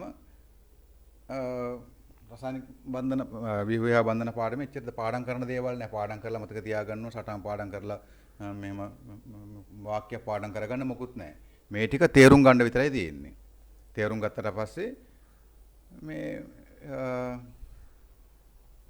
ඕන ප්‍රශ්නයට පිළිතුරු ලියන්න පුළුවන්. රචනා ලියනවා වගේ, අර්ථ දැක්වීම් ලියනවා වගේ වාක්‍ය ලියන්න නෑ මොකුත් ඔයාලට. හරි? එහෙනම් ඒක ඉස්සලා මූලික වශයෙන් තේරුම් ගන්න විව්‍යාහ බන්ධන පාඩම ඒකකය අධ්‍යයනය කරන්නේ කොයි විදිහටද? මෙන්න මේ කියන කරුණු සිතට ධාරණය කර ගැනීම පමණයි විව්‍යාහ බන්ධන පාඩමේ කරන්න තියෙන්නේ. ඒක විශේෂයෙන්ම කියන්න ඕනේ. ළමයි හිතන්නේ විව්‍යාහ බන්ධන පාඩම හොඳට පුළුවන් සටහන් ටික හොඳට පාඩම් කරගන්නවා. කොයි කෑල්ල අහන්න මම ටක් ගාලා කියන්නම් කියලා කියනවා. කිව්වට වැඩක් නැහැ. ප්‍රශ්න වලට උත්තර ලියන්න බෑ. ඇයි මේ තේරුම් ගැනීම කරගෙන නැහැ. මේක තේරුම් ගත්තට පස්සේ බලන්න මම ප්‍රශ්න සාකච්ඡා කරන්නම්. ප්‍රශ්න සාකච්ඡා කරද්දී මෙච්චර මතක් කිරීමක් කරන්න නැහැ නැවත. මේ ටක් ගාලා පුළුවන්. පාඩම් කරන්න කිසිම දෙයක් නැහැ විව්‍යාහ බන්ධනේ පාඩමේ. ඒක හොඳට තේරුම් ගන්න. හරි. සටහන් පාඩම් කර කර ඉන්න එපා බොරුවට මේවා තේරුම් ගැනීම පමණයි කරන්න තියෙන්නේ. පාඩම් කරන තැන් තියෙන රසායන විද්‍යාවේ සමහර ඒකකවල. ඒක කියන්න පාඩම් කරලා මතක තියාගන්න ඕන තැන්.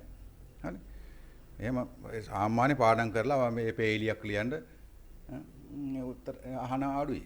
ශක්ති විද්‍යාවෙන් අහනවා. දහන තාපය අනුකම සම්මත දහන තාපය අනුකමද කියලා අහුවාම ඒ අර්ථ දැක්වීම ජාත්‍යන්තර වශයෙන් තියෙන එකම අර්ථ දැක්වීමක් ඒක අපි දැනගත යුතු තැන් තියෙනවා. ඒ නිසා ඒ වගේ තැන් කීපයක් අහනවා. හරි? ඒවා දැනගත යුතු නිසා අපි දැන් මේ පාඩමේදී එහෙම අහන්නේ මේක තේරුම් ගන්න විතරයි තියෙන්නේ ඔයාලට. හරි? අපි ඊතර කතා කරේ මූල ද්‍රව්‍ය රසායනික බන්ධන සාධනයයි කියන එක මේ සටහන බලා ගන්න. සංයුතික කවචයේ ස්ථායි ඉලෙක්ට්‍රෝන වින්‍යාසයක් නැමැති. මොන අතට අනලයින් කරනවා සංයුතික කවචයේ අවසන් කවචයනේ. අවසන් කවචය කියන්නේ මොකද්ද? ඉලෙක්ට්‍රෝන පවතින අවසන් ශක්තිය මට්ටම. හරි. ඒකේ ස්ථායි ඉලෙක්ට්‍රෝන වින්‍යාසයක් නැමැති. ස්ථායි ඉලෙක්ට්‍රෝන වින්‍යාසය කියව ඔයාලට ටක් ගාලා මෙහෙලා පේන්න ඕනේ. අර ස්ථායි ඉලෙක්ට්‍රෝන වින්‍යාසය කතා කරානේ. ඒක මතක තියාගන්න ඕනේ. හරි. එහෙනම් සංයුතික කවචයේ ස්ථායි ඉලෙක්ට්‍රෝන වින්‍යාසයක් නැමැති මූල ද්‍රව්‍ය පරමාණු මූල ද්‍රව්‍ය පරමාණු තියෙනවානේ. එම අඩුව සපුරා ගැනීමට මොන අඩුවද? අපි කිව්වා සංයුතික කවචයේ ඉලෙක්ට්‍රෝන වින්‍යාසය සම්පූර්ණ නෑ මේ බලන්න. 1s1 අඩුයිනේ. අඩුව කියන්නේ කොයි විදිහේ අඩුවක්. සම්පූර්ණ නැති අඩුව. ඒ කියන්නේ මෙයා 1s2 කරගන්න. හරි. එම අඩුව සම්පූර්ණ ගැනීමට දරණ උත්සාහයේ ප්‍රතිඵලයක් ලෙස රසායනික බන්ධන නිර්මාණය වේයයි සලකුණු ලබයි. සම්පත් පොතේ තියෙන එක තමයි දාලා තියෙන්නේ මම මේ විදිහටම. ඉතින් රසායනික බන්ධන මූල ද්‍රව්‍ය රසායනික බන්ධන සාධාරණයි ඇයි කියලා මේ ප්‍රශ්නයක් ලියාගෙන මේ වාක්‍ය පාඩම් කරගන්න අවශ්‍ය නැහැ. ඇයි හදන්නේ? ස්ථායි ඉලෙක්ට්‍රෝන වින්‍යාසයක් නැති කට්ටිය තමයි රසායනික බන්ධන හදන්නේ කියලා අපි මුලින් නම් නැවත නැවත කිව්වා. ඒක ස්ථායි ඉලෙක්ට්‍රෝන වින්‍යාසයක් බවට පත් කරගන්න තමයි මෙයාලා රසායනික බන්ධන සාධාරණයි. දැන් මේ සටනක් දුන්නා කියලා ඒ වාක්‍ය පාඩම් කරන්න මේ පිළිවෙලට පාඩම් කරලා මතක තියාගන්න උත්සාහ කරන්න එපා. හුඟක් ළමයි කරනවා එහෙම එකයි. හරි. ඊළඟට බලන්න දාලා තියෙන්නේ රසායනික බන්ධන සෑදීම සඳහා සෑම විටම සහභාගී වන්නේ මූල ද්‍රව්‍යවල සංවිචා කවච ඉලෙක්ට්‍රෝන වේ. මේක ඊටාම වැදගත්. දැන් අපි සංවිචා කවච ඉලෙක්ට්‍රෝන වින්‍යාස ලිව්වානේ. එතන තියෙන සංවිචා කවචයේ තියෙන ඉලෙක්ට්‍රෝන විතරයි රසායනික බන්ධන සාධාරණ සහභාගී වෙන්නේ. ඒක හොඳට මතක තියාගන්න. අභ්‍යන්තර කවචවල ඉලෙක්ට්‍රෝන රසායනික බන්ධන සාධාරණ සහභාගී වෙන්නේ නැහැ. සංවිචා කවචය කියලා කිව්වේ මොකද්ද? අවසන් කවචය. මූලද්‍රව්‍ය පරමාණුවක අවසන්ම කවචය. අවසන් කවචය කිව්වේ මොකද්ද? ඉලෙක්ට්‍රෝන පවතින අවසන් කවචය. හරියට තේරුම් ගන්න. ඉලෙක්ට්‍රෝන පවතින අවසන් කවචයේ තියෙන ඉලෙක්ට්‍රෝන. එහෙම නැත්නම් සංවිචා කවචයේ ඉලෙක්ට්‍රෝන තමයි හැම විටම රසායනික බන්ධන සාධාරණ සහභාගී වෙන්නේ. ඒක හොඳට මතක තියාගන්න. ඒක මතක තියාගත්තාම හරි. ඒක මතක තියාගන්න යුතු කරුණක්. අත්‍යවශ්‍ය කරුණක්. ඒක අවධාරණය කරලා කිව්වේ. හරි? ඕකේ. ඉතින් මේ සංවේචා කවච ඉලෙක්ට්‍රෝන තමයි රසායනික බන්ධන හදන්න සහභාගී වෙන්නේ. මෙයාලගෙන් තමයි රසායනික බන්ධන හැදෙන්නේ.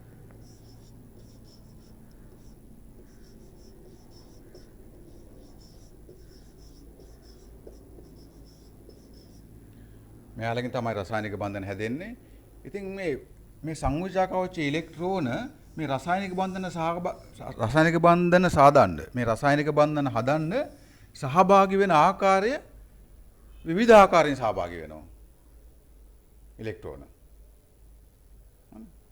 රසායනික බන්ධන හදන්න විවිධ ආකාරයෙන් සහභාගී වෙනවා.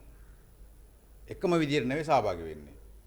ඔයාලා පොඩි පන්ති වල සාමාන්‍ය පෙළ දෙගෙන ඇති ඉලෙක්ට්‍රෝන හවුලේ තියා ගන්නවා කියලා අහලා ඇති. අයනික බන්ධන කියලා දෙකෙනෙක් ඉලෙක්ට්‍රෝන දීලා අයනයක් බවට පත් වෙලා ඊට පස්සේ ස්ථිති විද්‍යුත් ආකර්ෂණ ඇති කරගෙන බන්ධන හදනවා කියලා අහලා තියෙනවා. දැනට අවශ්‍ය නැහැ මම කියන්නේ නිකන් මතක් කිරීමක්. හරි. සංවිචා කවචයේ ඉලෙක්ට්‍රෝන රසායනික බන්ධන සාදන්න සහභාගී වෙන්නේ විවිධ ආකාරයට. විවිධ ආකාර කියන්නේ සමහර කට්ටිය හවුලේ තියා ගන්නවා ඉලෙක්ට්‍රෝන. මොන සහභාගී වෙන ආකාරයක්. ඒක හරිය එක වෙනස් ආකාරවලට තමයි මේ රසායනික බන්ධන හදන්න සහභාගී වෙන්නේ. අන්න ඒ ආකාරය අනුව සංවිචා කවචයේ ඉලෙක්ට්‍රෝන රසායනික බන්ධන සාදන්න සහභාගී වන ආකාරය අනුව මේ හැදෙන රසායනික බන්ධනයට අපි නමක් දෙනවා. සංවිචා කවචයේ ඉලෙක්ට්‍රෝන රසායනික බන්ධන සාදන්න සහභාගී වෙන ආකාරය මම කියවනේ එක සමහර කට්ටිය හවුලේ තියා ගන්නවා. ඒ වගේ විවිධ ආකාරයෙන් සහභාගී වෙනවා. ඒ සහභාගී වෙන ආකාරය අනුව මේ රසායනික බන්ධනයට නමක් දෙනවා. හරි හිතෙන්නේ මේකයි මේ. බලන්න ඔය නිල් පාටෙන් දාලා තියෙන උඩම බලන්න මේ කරුණ. රසායනික බන්ධන සඳහා සංවිධිතා කවච ඉලෙක්ට්‍රෝන සහභාගී වෙන ආකාරය අනුව මම අපව කියන ඉතාම වැදගත් එකයි. සංවිධිතා කවචයේ ඉලෙක්ට්‍රෝන සහභාගී වන ආකාරය අනුව ප්‍රධාන වශයෙන් රසායනික බන්ධන වර්ග 4ක් හඳුනාගත හැකිය. සංවිධිතා කවචයේ ඉලෙක්ට්‍රෝන සහභාගී වෙන ආකාරය අනුව රසායනික බන්ධන වලට නමක් දෙනවා කියවනේ මම. ඒක තමයි රසායනික බන්ධන වර්ගය කියලා දාලා තියෙනවා. රසායනික බන්ධන වර්ග 4ක් හඳුනා ගන්න පුළුවන්. එකක් තමයි සමහර ඒ විදිහට හැදෙන සමහර රසායනික බන්ධන වලට අපි කියනවා සහ සංයුජ බන්ධන. සහ සංයුජ බන්ධන කියන එක ඔයාලා දැනටම දන්නවා සාමාන්‍ය පෙළ අධ්‍යයනය කරපු ළමයි. ඒකට හැදෙන්නේ කොහොමද? පරමාණු දෙකක් අතර ඉලෙක්ට්‍රෝන හවුලේ තබා ගැනීමෙන්. අන්න සංයුජ කවචයේ ඉලෙක්ට්‍රෝන සහභාගී වෙච්ච ආකාරය. ඒ විදිහට තියෙන දායක සහ සංයුජ බන්ධන. ඒකත් බලන්න පැහැදිලි කරුණ ඒ විදිහමයි. නමුත් වෙනසක් තියෙනවා. අපි දායක සහ සංයුජ බන්ධන කතා කරද්දී එයාගේ ඉලෙක්ට්‍රෝන සහභාගී වුණේ කොහොමද? මේ දෙක අතර වෙනස මොකක්ද කියලා අපි වෙනින් කතා කරනවා. දැන් මෙතන ඔයාලා අවධානය කරන්න ඕනේ ඉලෙක්ට්‍රෝන සහභාගී වෙච්ච ආකාරයේ වෙනසක් තියෙනවා. එච්චරයි. ඊළඟට ලෝහක බන්ධන. බලන්න මෙයාලා ලෝහක බන්ධන ඉලෙක්ට්‍රෝන හවුලේ තබාගෙන නැහැ. වෙනත් ආකාරයක් තියෙන්නේ. මේක අවශ්‍ය නම් කියවා ගන්න දැනට කියවන්න එපා කියලා මම කියන්නේ. මොකද ලෝහක බන්ධන මම කතා කරලා දෙක පැහැදිලි කරනවා. ඒ විදිහම ආයනික බන්ධන. ආයනික බන්ධන වලට ඉලෙක්ට්‍රෝන සහභාගී වෙන ආකාරය තවත් වෙනත් ආකාරයක්. හරි මම ඒක කියවන්න යන්නේ නැහැ. මොකද ඒක ආයනික බන්ධනයටදී සවිස්තරාත්මක පැහැදිලි කිරීමක් කරන හින්දා. එහෙනම් මෙතනදී ඔයාලා දැනගන්න ඕනේ සංවිච්ඡා කවච ඉලෙක්ට්‍රෝන සහභාගී වෙන ආකාරය අනුව රසායනික බන්ධන වලට විවිධ නම් දෙනවා. ඒක තමයි රසායනික බන්ධන වර්ග කියලා දාලා තියෙන්නේ. හරි. ඒ අනුව තමයි රසායනික බන්ධන වර්ග කරලා තියෙන්නේ.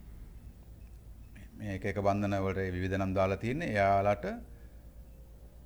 එයාලගේ බන්ධන හදන්න සංවිච්ඡා කවචයේ ඉලෙක්ට්‍රෝන. එහෙම නැත්නම් අවසන් ශක්තිය මට්ටමේ ඉලෙක්ට්‍රෝන සහභාගී වෙන ආකාරය අනුව තමයි මේ රසායනික බන්ධන වර්ග නම් කරලා තියෙන්නේ. ඒතර සම්පත්පතේ ආර වෙනස් ආකාරයක මේ වගුවක දාලා ඇති මම හිතන්නේ දෙවෙනි පිටුවේ හරි බලන්න ඊළඟ පිටුවේ අපි ඊට වඩා පොඩ වෙනසක් වෙන විදිහට අරන් තියෙන්නේ ළමයින්ට තේරුම් ගැනීම පහසුව සඳහා සහ විවිධ ප්‍රශ්න වල අහන ප්‍රශ්න වලට පිළිතුරු ලැබා ගැනීමේ හැකියාව හොඳට හයිලයිට් වෙන්න තමයි මේ සටන මේ විදිහට හරි ගැස්සලා තියෙන්නේ. හරි.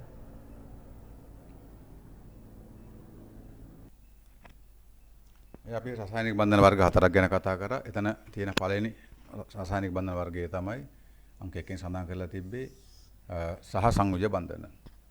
සහ සංයුජ බන්ධන කියන එක ළමයි දැනටම දන්නවා සාමාන්‍ය පෙළේදී. දැන් අපි වගුවෙත් පෙන්නුවා ඉලෙක්ට්‍රෝන හවුලේ තියාගෙන තමයි මේ රසායනික බන්ධන වර්ගය ගොඩනගන්නේ. හරි. ඉලෙක්ට්‍රෝන හවුලේ තියාගෙන. අපි සාමාන්‍ය පෙළේදී ඔයාලා ඉගෙන ගන්නවා තිත් කතිර සටහන් කියලා. ඒක උසස් පෙළට නෑ තිත් කතිර සටහන් දැම්ම කියනවා. හරි. තිත් කතිර සටහන් උසස් පෙළ විෂය නිර්දේශයේ නෑ. මම නමුත් අර සාමාන්‍ය පෙළදී ඉගෙනගත්තු දැනුම ඔයාලට පොඩ්ඩක් භාවිත කරන්න යන්නේ. තිත් කතිර සටහන්.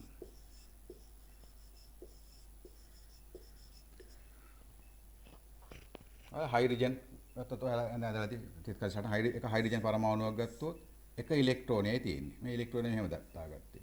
තවත් හයිඩ්‍රජන් පරමාණුවක් ගන්නවා. එයාගේ සංයුච්චාකවචය දෙන එක ඉලෙක්ට්‍රෝනයක්. එයාගේ මම කතිරෙන් දාගත්තා.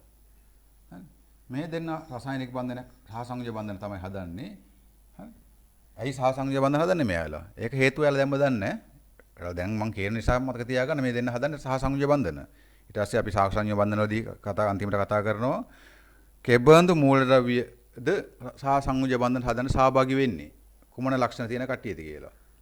එහෙනම් ඒක දැන්ට අවශ්‍ය නැහැ. දැන් මේ කටේ හදන්නේ සහ සංයෝජ බන්ධන එච්චරයි. හරි. ඒක මතක තියාගන්නත් ඕනේ. අන්තිමට දන්නවා ඔයාලට ඕනම මූලද්‍රව්‍යයක් සංයෝගයක් ගත්තොත් ඒකේ තුල තියෙන මොන බන්ධන වර්ගයද කියලා හඳුනා ගන්න ආකාරය මම කියලා දෙන්නම්. හරි. එතන මේ දෙන ඉලෙක්ට්‍රෝන දෙක හවුලේ තබා ගන්නේ කොහොමද? මේ එක පරමාණුක ඉලෙක්ට්‍රෝනය මම තිත් එකකින් දක්වලා තියෙන්නේ. අනිත් කෙනාගේ ඉලෙක්ට්‍රෝනය මේ දක්වලා තියෙන්නේ. තිත් කතරේ සටහන් වල ඇඳලා ඇති. දැන් හවුලේ තබා ගත්තා කියන්නේ මේ විදියයි. හවුලේ තබා ගත්තා කියන්නේ මෙන්න මේ ඉලෙක්ට්‍රෝන දෙක මේ දෙන්නටම අයිති. ඒකයි හවුලේ. එතකොට මෙයාට ගත්තොත් මේ හයිඩ්‍රජන්ට ඉලෙක්ට්‍රෝන කීයක් තියෙනවද දැන්? දෙකයි. හයිඩ්‍රජන් එක අපි දන්නවා 1s1 නේ. දැන් ඉලෙක්ට්‍රෝන දෙකක් තියෙනවා කියන්නේ මොකද්ද? 1s2. ඒ කියන්නේ වෙන විදිහට කිව්වොත් හයිඩ්‍රජන් එකේ තියෙන ශක්තිය මට්ටම එකයි. එහෙනම් මේ හයිඩ්‍රජන්ට ඉලෙක්ට්‍රෝන දෙකක් තියෙනවා.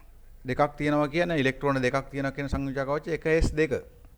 අන්න ස්ථායි ඉලෙක්ට්‍රෝන වින්‍යාසයක් ලැබිලා. මෙයාටත් මේ ඉලෙක්ට්‍රෝන දෙකයි තියෙන්නේ. හවුලේනේ. හවුලේ තියන් ඉන්නේ.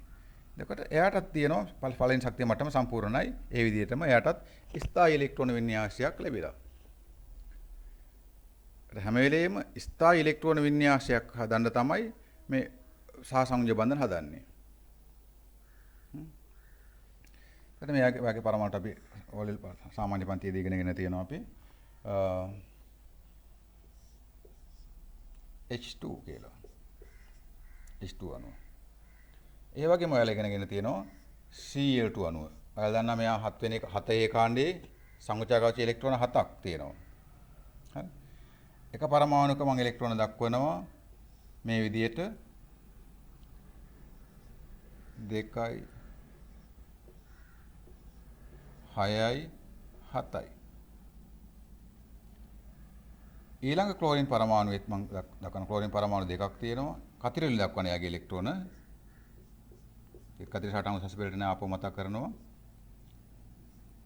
2යි. ඉලෙක්ට්‍රෝන 7ක් තියෙනවා. ඒකට මෙයාලට පුළුවන් ඒකට කලින් මම කරනවා කියලා ඉන්නම් ඔයාලට.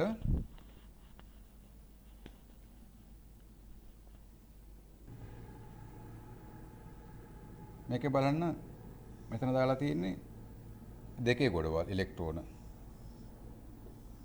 මෙතන දාලා තියෙන තනි ඉලෙක්ට්‍රෝනයක්. මෙයාගේ තියෙම තමයි දෙක ඉලෙක්ට්‍රෝන දාලා තියෙන්නේ. අන්තිත් මේ තියෙන්නේ. මේ දාලා තියෙන්නේ සංයුච්චා කවච ඉලෙක්ට්‍රෝන විතරයි. නැත්නම් ක්ලෝරින්ට ඉලෙක්ට්‍රෝන මෙතන දාලා තියෙන 7යිනේ. ක්ලෝරින් ඉලෙක්ට්‍රෝන 7ද තියෙන්නේ නැහැ. ක්ලෝරින් ඉලෙක්ට්‍රෝන බලන්න 1s2 2s2 දැන් ඉලෙක්ට්‍රෝන තියෙනවා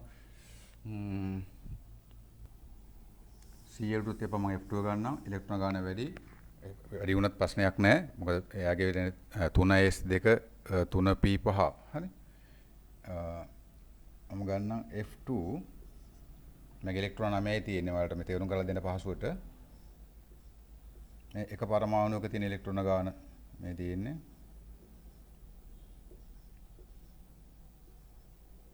අනිත් පරමාණුවේ තියෙන ඉලෙක්ට්‍රෝන ගාන තමයි මේ දක්වලා තියෙන්නේ. කතිර වලින් දක්වන්නම් එයාලව.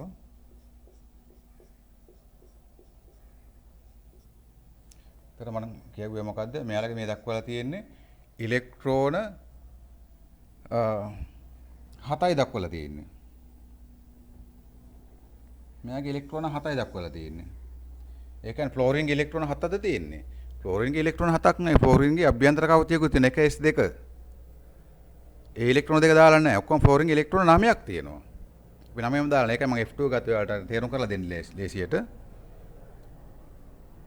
මේ දක්වලා තියෙන අවසන් ශක්තිය මට්ටමේ ඉලෙක්ට්‍රෝන ප්‍රමාණය මේ දක්වලා තියෙන්නේ මම නැවත කියන්නේ ඒවා පටලවා ගන්න එපා ඒකෙත් ඇයි මේ යුගල් වශයෙන් දාලා තියෙන්නේ කියලා අපි දාන්න යන්නේ යුගල් වශයෙන් දාලා එකක් තනියෙන් දාලා තියෙනවා ඒ ඔක්කොම තනියෙන් දාන්න බැරිද නැත්නම් තුන දාලා තුනේ ගොඩවල් දෙකක් දාමම 6යි තව එකක් දාන්න බැරිද 7 වෙන්න.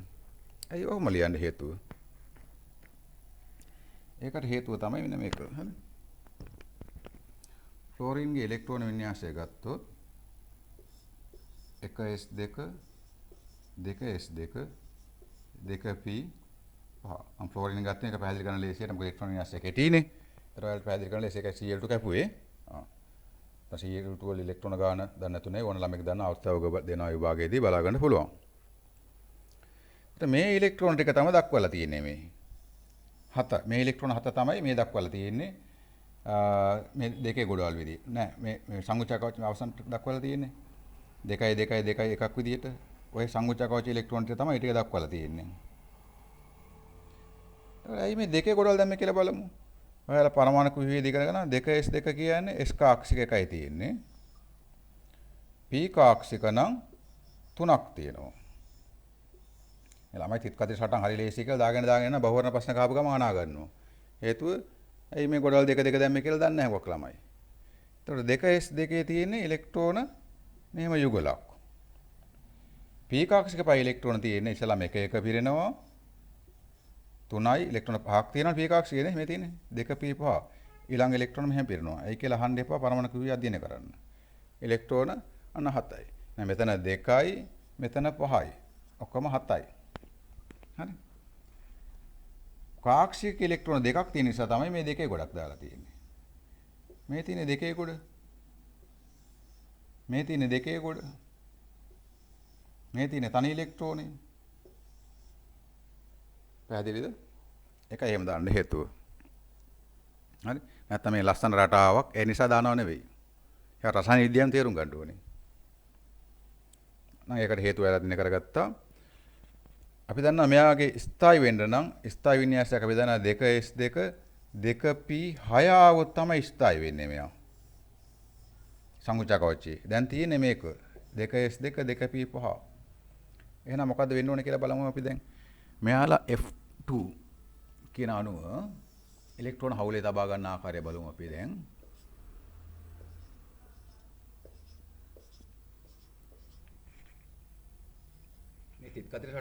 තිත් කතර සටහන් උසස් පෙළට නැහැ. මෙන්න මෙයාගේ ඉලෙක්ට්‍රෝනේ මෙතනට දැම්මා. මෙයාගේ ඉතිරි ඉලෙක්ට්‍රෝන ටික එහෙම සඳහන් කරා. දැන් බලන්න මේ F ට කීයද තියෙන ඉලෙක්ට්‍රෝන 8යි. හවුලේ තියාගත්තොත් හින්දා කලින් වගේ හයිඩ්‍රජන් එක වගේ. මෙයාටත් ගත්තොත් කීයද ඉලෙක්ට්‍රෝන 8යි. 8යි කියන්නේ මෙන්න මේක මේ වින්‍යාසය. 2s2 2p6 ඉලෙක්ට්‍රෝන 8යි. ස්ථායි ඉලෙක්ට්‍රෝන වින්‍යාසයක් ලැබුණා. එහෙනම් මේ විදිහට ඉලෙක්ට්‍රෝන හවුලේ තබා ගැනීමෙන් මෙයාලට ස්ථායි ඉලෙක්ට්‍රෝන වින්‍යාස ලබා ගන්න පුළුවන්. එහෙනම් සහ සංයුජ බන්ධන කියන්නේ ඉලෙක්ට්‍රෝන හවුලේ තබා ගැනීමෙන් ගොඩනගෙන බන්ධන. ඉලෙක්ට්‍රෝන හවුලේ තබා ගන්නවා.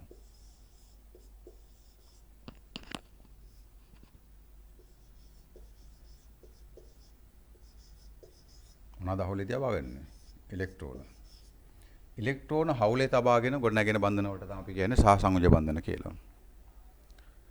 ඉලෙක්ට්‍රෝන හවුලේ තබා ගැනීමෙන් මෙයාලට පුළුවන් අර අපි කලින් කතා කරපු ස්ථායි ඉලෙක්ට්‍රෝන වින්‍යාස ලබා ගන්න. හරි. ඒතර සහ සංයුජ බන්ධන කියන්නේ ඉලෙක්ට්‍රෝන හවුලේ තබා ගැනීමෙන් ගොඩනගෙන බන්ධන කියලා ඔයාලා දැනගෙන ඉන්න ඕනේ. ඉතින් මේ විදිහට ඉලෙක්ට්‍රෝන හවුලේ තබා ගන්න අවස්ථාවක් තමයි අපි ගත්තේ හයිඩ්‍රජන් පරමාණු දෙක. ඉතින් කති සටන යන්නේ මේවා නෑ ඔයාලට. අපි ඊළඟට කතා කරන වෙන සටන වර්ගය ලුයිස් විවර් කියලා. එතකොට කියලා දෙන්නම්. මෙතන ඉලෙක්ට්‍රෝන හවුලේ තබාගෙන තියෙන එකම වර්ගයේ පරමාණු දෙකක් අතර. තවත් එහෙම ඉලෙක්ට්‍රෝන හවුලේ තබා ගන්න අවස්ථා තියෙනවා. හයිඩ්‍රජන් එකේ ඉලෙක්ට්‍රෝනයයි මම HCl ඇඳිනවා ක්ලෝරින්. ක්ලෝරින්ගේ ඉලෙක්ට්‍රෝන 7ක් තියෙනවා. මෙන්න මෙයාගේ ඉලෙක්ට්‍රෝන දෙක 7ක් වේ සංයුජා කවචේ. අන්තිම තව ඉලෙක්ට්‍රෝන තියෙන ඒවා හවුලේ තියාගත්තා. හවුලේ තියාගෙන ඉවරලා හයිඩ්‍රජන් ඉලෙක්ට්‍රෝන ලැබුණානේ ස්ථායි ඉලෙක්ට්‍රෝන වින්‍යාසයක්. හයිඩ්‍රජන්ගේ පළවෙනි ශක්තිය මට්ටම සම්පූර්ණයි. 1s2 ක්ලෝරින්ට බලන්න දැන් ඉලෙක්ට්‍රෝන 8ක් තියෙනවා. එයාට තියෙන ශක්තිය මට්ටම් 2යි ක්ලෝරින්ගේ. ශක්තිය මට්ටම් 3යි. තුන්වෙනි ආවර්තයනේ. හරිනේ ෆ්ලෝරින්ට යටින් ක්ලෝරින් බලන අවස්ථාවකගේ. එතකොට එයාගේ S2 P6 වුණා. ඉලෙක්ට්‍රෝන 8යි දැන්. මෙතන තියෙන ඉලෙක්ට්‍රෝන 8යි. එතන මේක 3s2 3p6යි උනේ. හරි. ඔව්. එතන ස්ථායි වෙනවා. එතන මෙතන මම අයියා HCl වැන්දේ මෙතන බැලුවේ ඉලෙක්ට්‍රෝන හවුලේ තබා ගත්තේ වෙනස් වර්ගයේ මෝල් ද්‍රව්‍ය දෙකක් අතර. මෙතන ඉලෙක්ට්‍රෝන හවුලේ තබා ගත්තේ එකම වර්ගයේ පරමාණු දෙකක් අතර. මෙතන වෙනස් වර්ගයේ මෝල් ද්‍රව්‍ය පරමාණු දෙකක් අතර. එහෙනම් මේ ඉලෙක්ට්‍රෝන හවුලේ තබා ගැනීමේ කතන්දරය එකම වර්ගයේ පරමාණු දෙකක් අතර හෝ වෙනස් වර්ගයේ පරමාණු දෙකක් අතර මෝල් ද්‍රව්‍ය පරමාණු දෙකක් අතර සිද්ධ වෙන්න පුළුවන්. ඒ පරමාණු වර්ගයේ කුමක් වුණත් එයාලා මොකද කරන් ඉන්නේ ඉලෙක්ට්‍රෝන හවුලේ තබා ගැනීමේ කටයුත්තයි. ඉලෙක්ට්‍රෝන හවුලේ තබාගෙන හදාපු රසායනික බන්ධනයක් හින්දා මෙයාට අපි කියන්නේ සහ සංයුජ බන්ධන. බලන්න සහ සංයුජ බන්ධන වලට දීලා තියෙන අත්දැකීම එකම වර්ගයේ මෝල් ද්‍රව්‍ය පරමාණු දෙකක් අතර හෝ එකිනෙකට වෙනස් මෝල් ද්‍රව්‍ය පරමාණු දෙකක් අතර. දැන් කලින් උදාහරණේ පැහැදිලි කරලා දුන්නානේ. එකම වර්ගයේ මෝල් ද්‍රව්‍ය පරමාණු දෙකක් අතර මං හයිඩ්‍රජන් ඇන්ද H2 හෝ එකිනෙකට වෙනස් වර්ගයේ මෝල් ද්‍රව්‍ය පරමාණු දෙක අතර. HCl ඇන්දේ මතකනේ? HCl. එකිනෙකට වෙනස් ආකාරයේ මෝල් ද්‍රව්‍ය පරමාණු දෙකක් අතර. ඉලෙක්ට්‍රෝන යුගලක්. ඒ දෙන්නම එක ඉලෙක්ට්‍රෝන ගානේ දැම්මම ඉලෙක්ට්‍රෝන යුගලක් නේ හැදෙන්නේ. දෙන්නම එක ඉලෙක්ට්‍රෝන ගානේ දුවාම ඉලෙක්ට්‍රෝන යුගලක් එන්නේ. ඉලෙක්ට්‍රෝන යුගලක් හවුලේ තබා ගැනීමෙන් ගොඩනැගෙන බන්ධන සහ සංයුජ බන්ධන වේ. ඊළඟ කරුණ බලන්න. එකට පළවෙනි තියෙන කරුණ මෙලෙස එක් පරමාණුවකින් එක් ඉලෙක්ට්‍රෝනය බැගින් හවුලේ තබාගෙන සහ සංයුජ බන්ධන හදන්නේ බොහෝ විට පරමාණු දෙක අන්‍යෝන්‍ය වශයෙන් ස්ථායි ඉලෙක්ට්‍රෝන වින්‍යාස අත්පත් කර ගැනීම සඳහාය. හරිනේ. ස්ථායි ඉලෙක්ට්‍රෝන වින්‍යාස අත්පත් කරගන්න තමයි අපි එයාලා සහ සංයුජ බන්ධන හැදුවේ. අපි කලින් මේක පැහැදිලි කරා. හැදෙන විදියනේ. හයිඩ්‍රජන් එක S2 ආවා, ක්ලෝරින්ට නම් 3s2 3p6 ආවා. එෙහිදී ස්ථායි ඉලෙක්ට්‍රෝන වින්‍යාස ලබා ගන්න තමයි මෙයාලා සහ සංයුජ බන්ධන හදන්නේ. පැහැදිලි ඇති.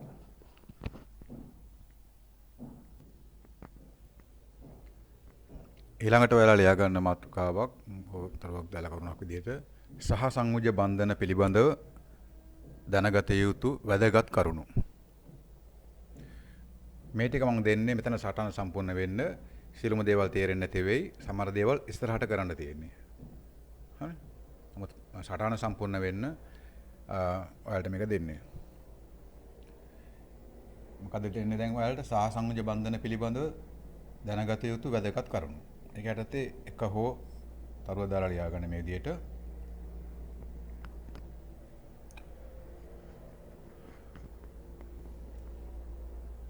අලෝහ මූලද්‍රව්‍ය අතර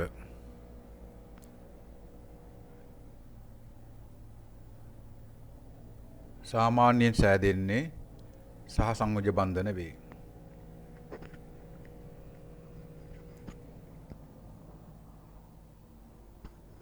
අලෝහ මූලද්‍රව්‍ය අතර හරි. ඒතර අලෝහ මූලද්‍රව්‍ය අතර ගත්තාම හැදෙන්නේ සහ සංයුජ බන්ධන. උදාහරණ තමයි උදාහරණ ලියා ගන්න පුළුවන්. අපි කතා කරපු වෙන H2 HCl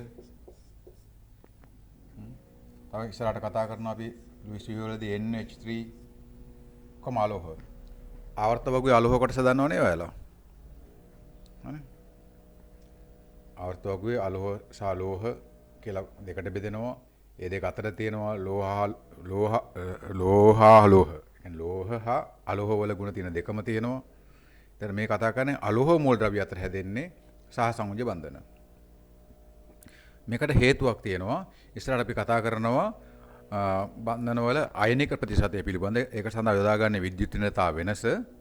එතනදී තවදුරටත් පැහැදිලි කරනවා ඇයි මෙයාලා අතර සහ සංයුජ බන්ධන හැදෙන්නේ කියලා. හරි.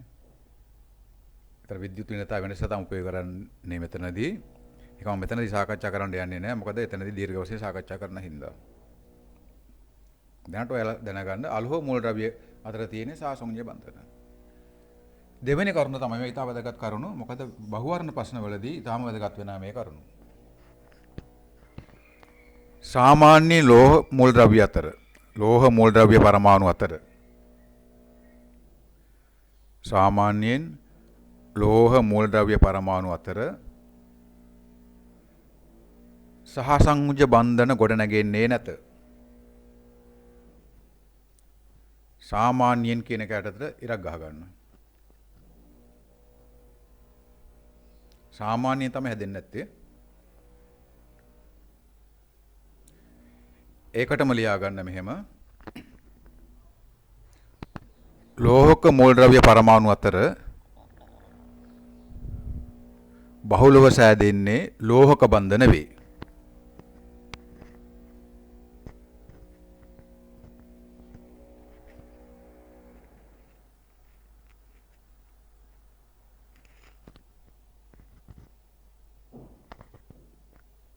අනේ ලෝහක බන්ධන පිළිබඳව අපි වෙනින් කතා කරන ඉස්සරහට ඒකටම ලියා ගන්න. නමුත් ලෝහ පරමාණු අතර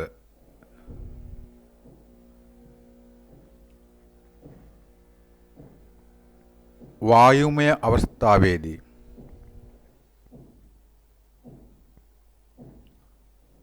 සහ සංයුජ සෑදෙන සහ සංයුජ බන්ධන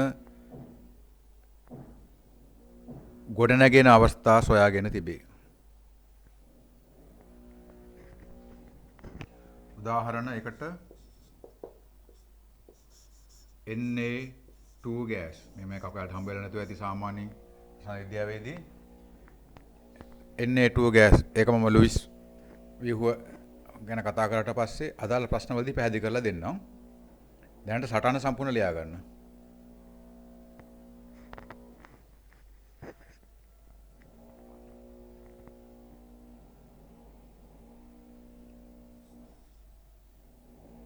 තුන්වෙනි කරුණ ලෝහ සහ අලෝහ මූලද්‍රව්‍ය අතර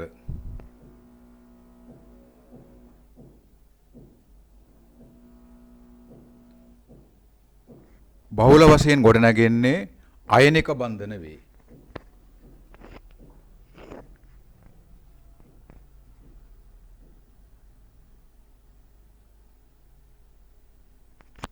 හරි. ඒකට හේතුවක් තියෙනවා. ඒකටත් හේතුවක් තියෙනවා. ඒකට යොදාගන්නේ විද්‍යුත් ඍණතාව වෙනස අපි අයනික ප්‍රතිශතයේ දෙක පැහැදිලි කරලා දෙනවා. ඇයි ලෝහ හා අලෝහ මූල ද්‍රව්‍ය අතර අයනික බන්ධන හැදෙන්නේ කියන එක. නමුත්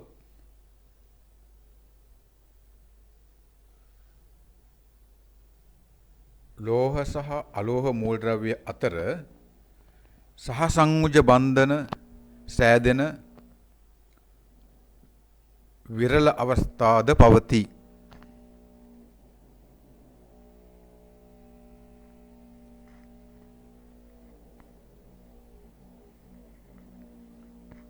උදාහරණ තමයි ඒකට තමයි වැදගත් විභාග ප්‍රශ්න බහුලව අහු වෙනවා ඇලුමිනියම් ක්ලෝරයිඩ්. මේකත් අර අයනික ප්‍රතිශතය කරාට පස්සේ ඔයාලට ටක් ගාලා හොයාගන්න පුළුවන් මොන බන්ධනයක් තියෙන්නේ කියලා ඒ මූල ධර්මයට අනුව විද්‍යුත් ඍණතාව වෙනස උපයෝග කරගත්තාම මෙයාගේ තියෙන සහසංයෝග බන්ධනයක් කියලා ටක් ගාලා හොයාගන්න පුළුවන්. ඒ හොයාගන්න පුළුවන් මේවා කටපාඩම් කරගන්න අවශ්‍ය නැහැ ඉස්සරහට කියලා දෙනවා. නමුත් මෙතන සටහන සම්පූර්ණ වෙන වෙලාවට දුන්නා ඒ ටික කරුණු ටික. හරි. ඒතර සහසංයෝග බන්ධන පිළිබඳව දැනගන්න තියෙන ප්‍රධාන කරුණු බොහොමයක් සාකච්ඡා කරලා ඉවරයි. අපි ඊළඟට අපි කතා කරන්නේ මාතෘකාව ලුයිස් ව්‍යුහ. මේ ලුයිස් ව්‍යුහ ගැන කතා කරලා පස්සේ තමයි අපි දායක බන්ධන, ලෝහක බන්ධන සහ අයනික බන්ධන පිළිබඳව කතා කරන්නේ. ලුයිස් ව්‍යුහ සහ ඊළඟට අණු වල හැඩත් කතා කරලා පස්සේ අපි ඊළඟ පාඩමේදී හම්බ වෙමු. ලුයිස් ව්‍යුහ කියන්නේ මොකද්ද? ලුයිස් ව්‍යුහ ගොඩනගන්නේ කොහොමද කියන එක පිළිබඳව. නම් මෙතනින් පාඩම ඉවරයි අදට. ස්තුතියි සියලුම දෙනාට සහභාගී වෙච්ච